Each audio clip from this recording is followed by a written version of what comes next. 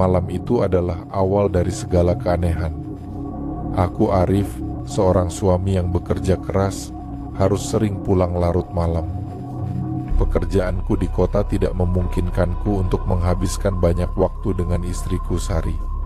Meski begitu, kami selalu menjaga komunikasi dan mencoba mempererat hubungan kami meskipun jarang bertemu. Namun, belakangan ini, Sari mulai berubah. Sikapnya semakin tertutup dan dia terlihat lelah setiap kali aku pulang. Aku berusaha mengajaknya berbicara, tetapi dia selalu menghindar. Ada sesuatu yang salah, namun aku tidak tahu apa. Malam itu, aku memutuskan untuk pulang lebih awal, berharap bisa mencari tahu apa yang terjadi.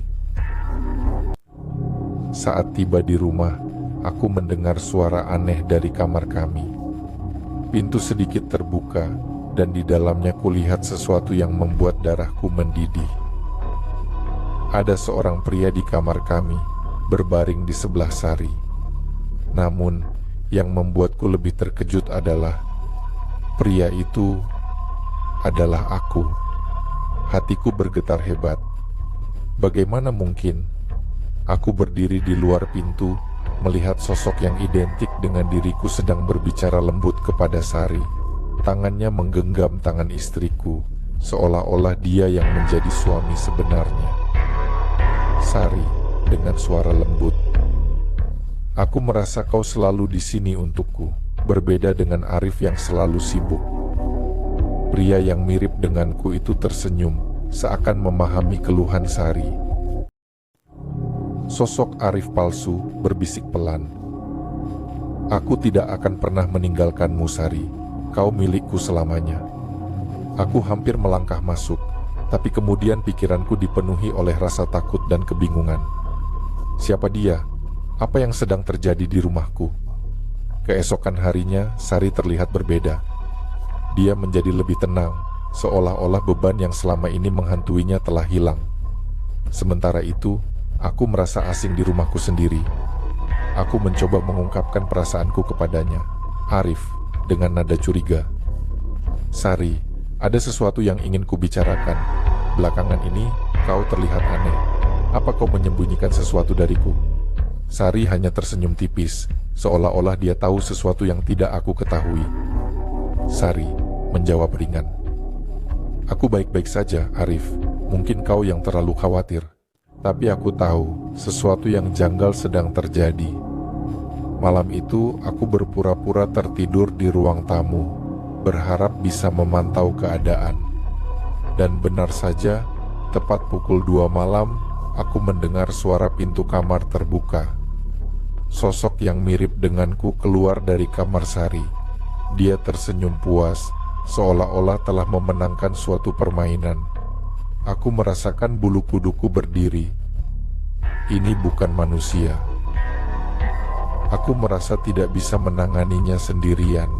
Pagi-pagi buta, aku menemui Pak Surya, tetua di desa kami yang dikenal bisa berkomunikasi dengan makhluk halus. Dengan napas terengah, aku menceritakan semua yang terjadi. Pak Surya mendengarkan dengan seksama, sesekali mengangguk, dan ketika aku selesai, dia menatapku dengan serius. "Pak Surya, serius. Arif, apa yang kau lihat bukanlah sekadar penampakan. Itu adalah genderuwo. Dia adalah makhluk yang sering menyamar menjadi manusia, dan sekarang dia menyamar menjadi dirimu untuk mendekati istrimu." Arif gemetar. "Kenapa dia menyamar jadi aku? Apa yang dia inginkan?" Pak Surya berbisik pelan, "Genderuwo mencari kehangatan manusia. Dia mengincar wanita yang kesepian. Kau sering pergi, bukan? Itu kesempatan bagi makhluk itu untuk masuk dan mengambil tempatmu." Kata-kata Pak Surya menghantamku dengan keras. Selama ini, aku sibuk dengan pekerjaan dan jarang berada di rumah, memberi ruang bagi makhluk itu untuk mendekati Sari. Tapi ini belum terlambat. Aku harus bertindak sebelum semuanya menjadi semakin buruk. Malam itu, aku dan Pak Surya memutuskan untuk melakukan ritual di rumah. Sesajen dan dupa telah dipersiapkan. Kami menunggu hingga tengah malam. Saat kekuatan genderuwo berada pada puncaknya, suasana rumah menjadi semakin mencekam. Tiba-tiba, angin kencang bertiup dari arah yang tidak jelas, dan di sana, sosok besar itu muncul. Genderuwo dengan suara dalam dan mengerikan. Kau tidak akan bisa mengambilnya dariku, Arif. Dia milikku sekarang. Aku berdiri dengan keberanian yang tersisa, meskipun rasa takut menyelimuti tubuhku. Arif berteriak marah. Rina adalah istriku, kau tidak berhak atasnya. Genderuwo itu tertawa, tawa yang menggema di seluruh rumah. Suaranya membuat bulu kudukku berdiri. Genderuwo tertawa. Dia lebih memilihku daripada kau, Arif. Setiap malam dia bersamaku. Dia menyerahkan dirinya dengan sukarela. Kau terlambat. Kata-katanya menghantam hatiku seperti belati. Apakah benar Rina sudah jatuh ke dalam perangkap makhluk itu? Tapi aku tidak boleh menyerah. Pak Surya mulai melantunkan mantra-mantra kuno. Sementara genderuwo itu melangkah mendekat ke arahku. Matanya yang merah menyala menatapku dengan penuh kebencian. Genderuwo semakin kuat, kehadirannya mendominasi seluruh ruangan. Suara tawa menyeramkannya menggelegar, membuat udara di sekitarnya terasa semakin berat dan menyesakkan. Sari berlutut di sudut kamar, wajahnya penuh ketakutan, tetapi ada sesuatu yang aneh di matanya. Sebuah kebingungan yang mendalam, seolah jiwanya terbelah antara dua dunia. Genderuwo itu mendekatiku, tubuhnya besar dan menjulang, matanya merah membara. Genderuwo dengan suara yang dalam dan merayap. Kau tidak akan pernah bisa menghentikanku, Arif. Istrimu telah menjadi milikku sejak lama. Dia menyerahkan dirinya dengan sukarela. Apa kau pikir dia ingin kembali padamu? Kata-katanya terasa seperti racun yang menembus pikiranku. Selama ini apakah Sari benar-benar ingin bersamaku? Aku mencintainya, tetapi apakah dia merasa kesepian karena aku terlalu sering meninggalkannya? Pikiran itu membuat dadaku sesak. Arif dengan suara gemetar. Dia adalah istriku. Kau tidak berhak mengambilnya dariku. Genderuwo tertawa kecil, menatap tajam. Istrimu? Apa kau yakin? Setiap malam dia memanggil namaku, bukan namamu. Kau telah lama kehilangan tempatmu, Arif. Aku bisa merasakan kepanikan mengalir di tubuhku, sementara Pak Surya terus melantunkan mantra-mantranya. Tetapi mantra-mantra itu sepertinya tidak cukup kuat. Genderuwo itu terlalu kuat, dan Sari, dia terlihat semakin jauh dariku. Pak Surya mendekat, wajahnya pucat, tapi matanya penuh tekad. Pak Surya berbisik dengan tegas. Arif, ini adalah saatnya kau harus memilih. Jika kau ingin menyelamatkan Sari, ada satu pengorbanan yang harus dilakukan. Kau harus menyerahkan jiwamu sebagai gantinya. Aku terdiam, hatiku berdebar hebat. Mengorbankan jiwa, itu artinya aku akan mati dan tak akan ada jalan kembali. Tapi jika aku tidak melakukannya, aku akan kehilangan Sari selamanya. Rasanya aku terjebak di antara dua pilihan yang mustahil. Aku memandangi Sari yang kini terlihat seolah sedang berjuang dalam dunianya sendiri, terbelah antara dunia manusia dan dunia kegelapan. Arif berbisik pelan sambil menunduk. Jika itu satu-satunya cara, aku akan melakukannya. Aku akan menyerahkan jiwaku, tapi bebaskan Sari. Genderuwo itu tersenyum lebar. Wajahnya berubah menjadi lebih mengerikan. Tubuhnya mulai mengeluarkan aura hitam yang menyelimuti seluruh ruangan.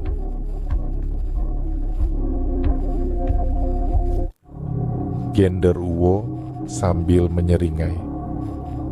Kau akan menyesal, Arif. Pengorbananmu tidak akan semudah yang kau kira. Tiba-tiba, aku merasa tubuhku mulai melemah. Genderuwo itu mendekatkan tangannya ke dadaku, dan aku bisa merasakan sesuatu yang mengerikan mulai tersedot dari dalam diriku. Jiwaku perlahan-lahan terasa hilang. Pandanganku mulai kabur dan dunia di sekitarku terasa semakin jauh. Namun, di detik terakhir sebelum segalanya menjadi gelap, aku melihat Sari. Matanya kembali jernih, tetapi wajahnya tidak menunjukkan ekspresi syukur atau bahagia, melainkan kebingungan dan kekecewaan.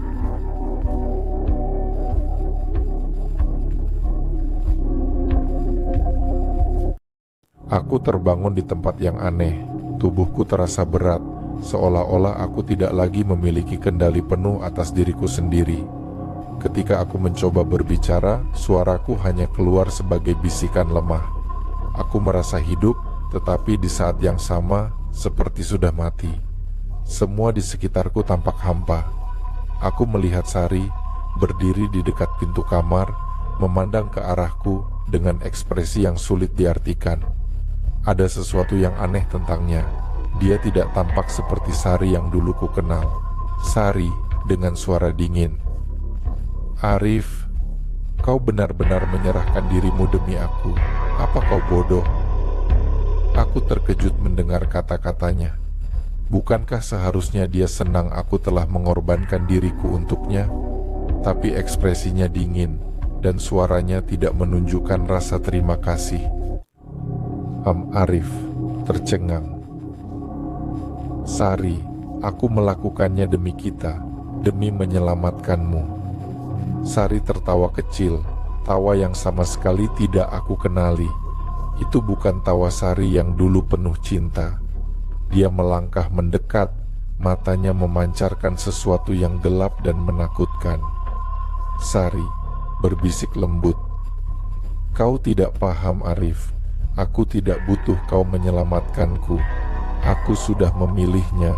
Kau hanya beban dalam hidupku, dan kini kau telah menghilang dari hidupku." Aku merasakan sesuatu yang dingin menjalar di punggungku. Apa maksudnya? Apakah selama ini Sari sudah terikat dengan genderuwo itu? Apakah dia sengaja membiarkannya masuk dalam hidup kami? "Arif," suara gemetar, bingung. "Tapi, kau istriku, aku mencintaimu." Sari tersenyum dingin. "Cinta? Kau terlalu sibuk dengan duniamu sendiri. Aku sudah lama kesepian, dan dia memberiku apa yang kau tidak bisa. Kau menyerahkan dirimu untukku, tapi aku sudah tidak butuh kau lagi." Suaranya terasa menusuk, seperti belati yang tajam mengiris hatiku. Aku mulai menyadari bahwa genderuwo itu tidak sekadar mengambil jiwaku. Dia telah merenggut segala hal dari hidupku. Bukan hanya tubuhku yang kosong, tetapi kini aku tahu, Sari juga tidak lagi menjadi milikku. Genderuwo muncul dari balik bayangan, tersenyum licik. Wujudnya kini lebih menyerupai manusia, seperti versi lain dari diriku yang lebih gelap dan penuh kebencian. Genderuwo dengan nada puas, "Kau lihat, Arif, pengorbananmu tidak ada artinya. Aku mendapatkan apa yang aku inginkan, jiwamu dan istrimu. Aku tidak bisa berkata apa-apa. Aku telah kehilangan semuanya." Sari kini berjalan ke arah genderuwo itu, dan mereka bergandengan tangan, seolah-olah mereka adalah pasangan yang sebenarnya. Aku hanya bisa menatap dengan putus asa, merasa tubuhku semakin kosong, semakin kehilangan makna. Malam itu, aku menyadari bahwa hidupku telah berakhir. Aku hidup tetapi tanpa jiwa, tanpa cinta, tanpa tujuan. Aku hanya bisa melihat dari kejauhan saat mereka hidup bersama, sementara aku menjadi bayangan yang terperangkap dalam penderitaan abadi.